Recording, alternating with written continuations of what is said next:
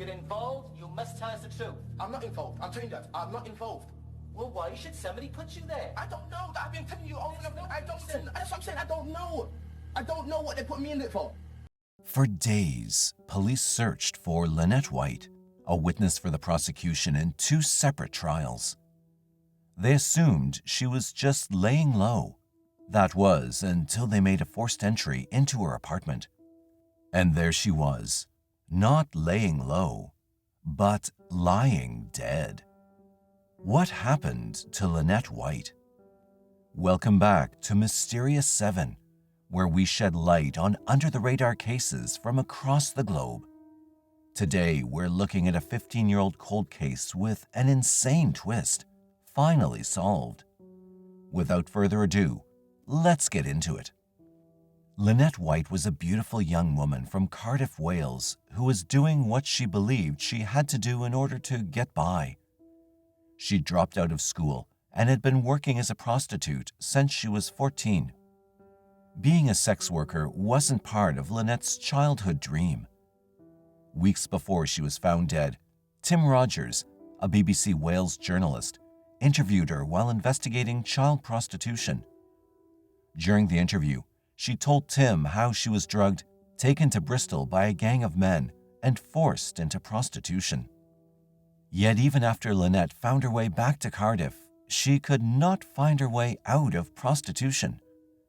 By 1988, Lynette, who was now 20 years old, was working the streets daily as a prostitute. Described as popular and pretty by friends, Lynette was probably the most visible prostitute working in Cardiff at the time. She was the first girl to be out at lunchtime and would be the last to leave at night. Working every day, rain or shine, even on Christmas, earning £100 per night. One would almost think White was working hard to have a better life. But that was not the case. It was all to pay for her boyfriend, Stephen Miller's cocaine addiction. Every night, Miller took £60 to £90 from Lynette, who was his only source of income. Lynette lived with Miller in a flat on Dorset Street in Cardiff. Each day, Miller would drive her to Riverside in Cardiff, where she worked, and meet her later in the evening at the North Star Club to collect her earnings. It continued like that every day until February 9, 1988 was the last day Miller saw Lynette. She had not made contact with Miller or her friends in the days leading up to her death, which was very odd behavior for her. She was also due to make an appearance as a witness for 2 prosecution trials when she disappeared. No one knows the reason why White stopped contacting others 5 days prior to her death. The police thought she was deliberately hiding to avoid giving evidence and began to actively search for her. Earlier that same month, Leanne Vilday, Lynette's friend, had loaned Lynette her keys to a flat for the purpose of taking clients there for sex. On February 14, 1988, in the evening, Leanne, who probably wanted to use the flat, went there but found it locked, which was quite unusual. Lynette was nowhere to be found. Leanne became very worried about Lynette. She drove to Buttetown Police Station to report her friend's disappearance. She returned to her James Street flat with 3 policemen who were expecting to serve an arrest warrant on Lynette and take her in. The policemen forced entry into the apartment and found Lynette lying there, in a pool of her own blood.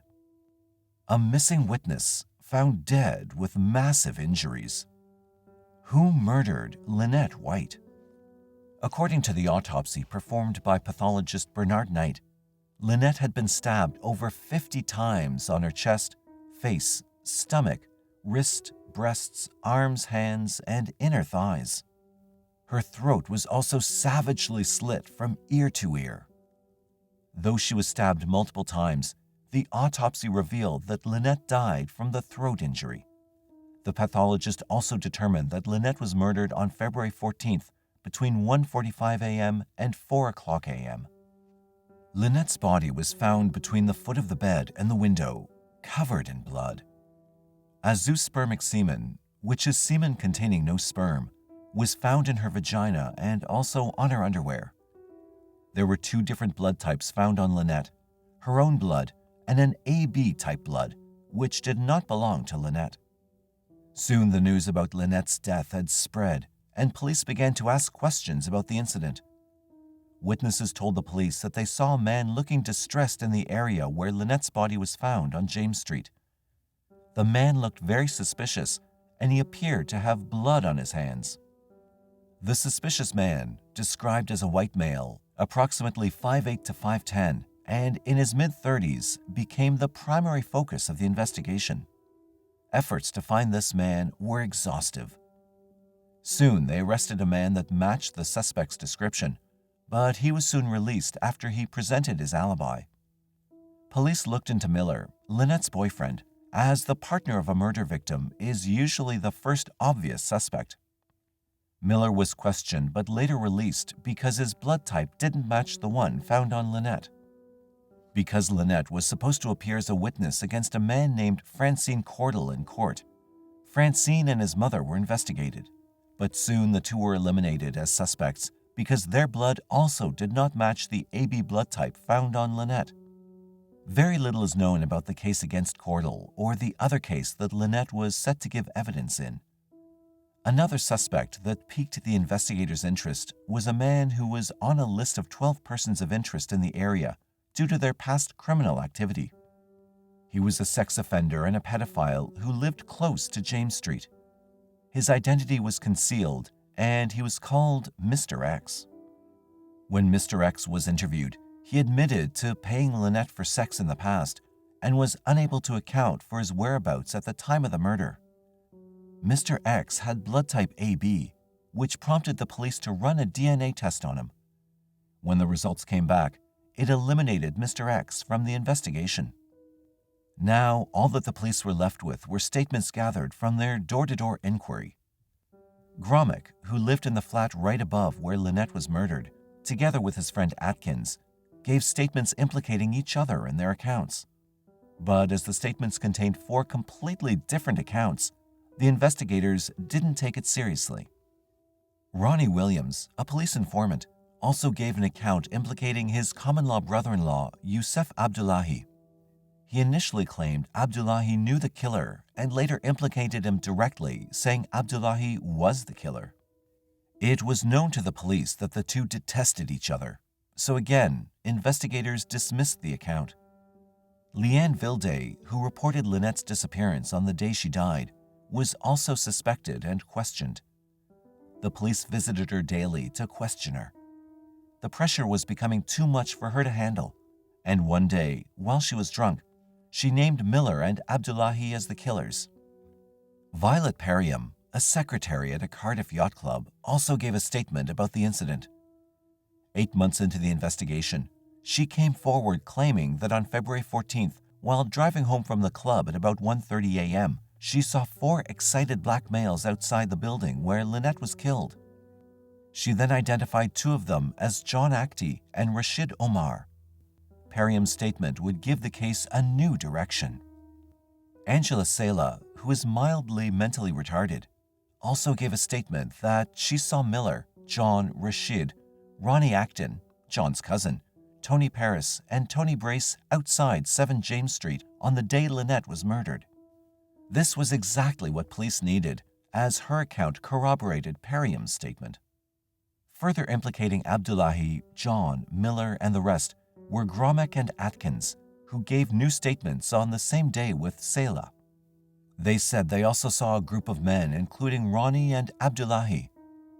Sala then gave another statement in December 1988 that she heard a scream from Lynette's flat and rushed there with Vilday. Coincidentally, on the same day, Vilday also told the police that she went to the flat after she heard Lynette scream and met Miller, Abdullahi, Ronnie Actie, Miller's brother, and an unnamed mixed-race man. Unfortunately for Sala, she had an AB blood type. Police insisted that her blood was found on Lynette's socks. She then gave a new statement that she was part of the killing together with Vilday and the other guys. Vilday also admitted that she was forced to cut Lynette's wrist to ensure her complicity and silence. Miller confessed to killing Lynette after 307 denials. He also implicated the other men named, which led to the arrest of all the men allegedly involved in the murder. On December 7, 1988, the police arrested Stephen and Tony Miller, Youssef Abdullahi, Ronnie Akhti, Rashid Omar, and Martin Tucker.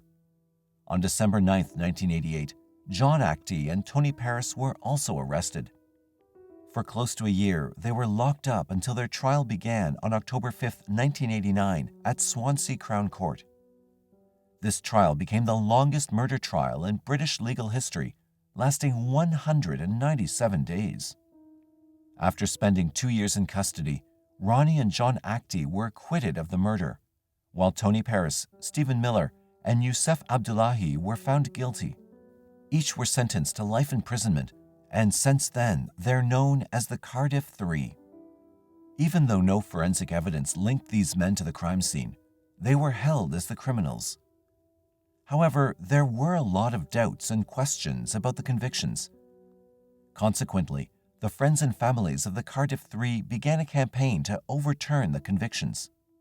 The campaign received massive support and was followed by television documentaries in 1992. By December 1992, the Cardiff Three's appeal was heard. After the Court of Appeal had listened to Miller's interrogation, Lord Taylor said the police had bullied Miller during the interview. If you're involved, you must tell us the truth. I'm not involved. I'm telling you that. I'm not involved. Well, why should somebody put you there? I don't know. I've been telling you over and over. I don't know. That's what I'm saying. I don't know. I don't know what they put me in it for. Therefore, the truthfulness of Miller's admission was irrelevant. The Cardiff Three were free at last.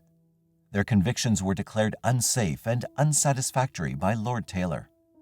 But if the Cardiff Three didn't commit the crime, it means the real criminal was still roaming free. It brings us to yet the same question. Who murdered Lynette White? 8 years later, the case was reopened. This time, Professor Dave Barkley and Chief Superintendent Kevin O'Neill were assigned to the task. The case took the officers back to the crime scene. By then, it was already 12 years since the incident happened. While examining the old crime scene photographs, Professor Barkley's eyes caught something that no one else saw in all these years. It was a large drop of blood believed to have been thrown from a knife onto the wallpaper. When the crime was committed in 1988, police removed lots of wallpaper in the flat to be stored as evidence. Upon searching through the old wallpaper evidence, they discovered that the only missing piece of wallpaper was the one that contained the large drop of blood. The forensic scientist didn't give up, though. He continued to study the crime scene photos and realized the blood could have dropped on the skirting board beneath. Underneath several layers of paint, the team found the blood completely sealed in and dry. Traces of the blood were also found on a piece of cellophane wrapper from a cigarette pack. Since then, the detectives and scientists dubbed the suspect Cellophane Man. The forensics team, led by Angela Gallup, got to work. But shockingly, the DNA profile was not found in any of the 140 police databases. But when the police searched for similar profiles, it was narrowed to just hundreds in the Cardiff area. Using the approach of familial DNA searching, a partial match was eventually made with the profile of a 14-year-old boy. This boy was known to the police as he was once arrested for joyriding in Cardiff. But could he be the Cellophane Man? If you thought about his age, then your guess was right. He wasn't even born when the incident happened. At that time, the case was 15 years old. Notwithstanding, the police had to visit his house. When they got there, they were told that the boy's father was dead, but he had an uncle, Jeffrey Gaffour.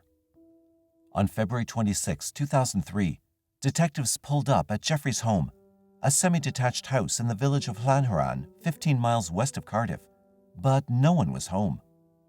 The following day, they checked at Jeffrey's place of work, an office block in Cardiff city centre where he worked as the security guard. When the police explained the reason for their visit, Jeffrey said, "Oh, I thought you got some guys for that." He was asked to provide a mouth swab and he complied. Immediately, police checked the swab. They had finally caught the Cellophane Man. Chief Superintendent Kevin O'Neill was determined to do things right this time. He put a surveillance team on Jeffrey while he made preparations for the interview. Chief O'Neill had plans to put surveillance on Jeffrey for a whole week, but on February 28, 2003, Jeffrey made a crazy move. The surveillance team spotted him at a garage where he bought 3 packets of paracetamol, an over-the-counter pain reliever.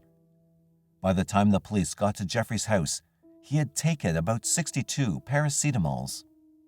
Jeffrey denied ever taking those tablets, but he announced, "Just for the record, I did kill Lynette White. I've been waiting for this for 15 years. Whatever happens, I deserve it. I sincerely hope to die." He was taken to the hospital where he told a staff member that he was being watched because of a murder he committed 15 years ago. Jeffrey was prepared to die as he initially refused to be treated. He eventually agreed to take an antidote. Within a few days, he had recovered. On July 4, 2003, Jeffrey pleaded guilty to Lynette White's murder, and the judge, Justice Royce, sentenced him to life imprisonment with a minimum tariff of 12 years and 8 months. Jeffrey's barrister said Jeffrey killed Lynette over 30 pounds for sex. He said Jeffrey wanted his money back when he changed his mind. In February 2007, Atkins, Sela, Vilde, and Gromek were charged with perjury. By December 2008, Sela, Vilde, and Gromek were found guilty and sentenced to 18 months of imprisonment each. Atkins was exempted because it was believed that he was bullied, threatened, abused, and manipulated to admit to false accounts suggested to him. In March 2009, it was announced that there was enough evidence to prosecute the police officers involved in the initial investigation with conspiracy to pervert the course of justice. In 2011, the trial collapsed due to missing evidence.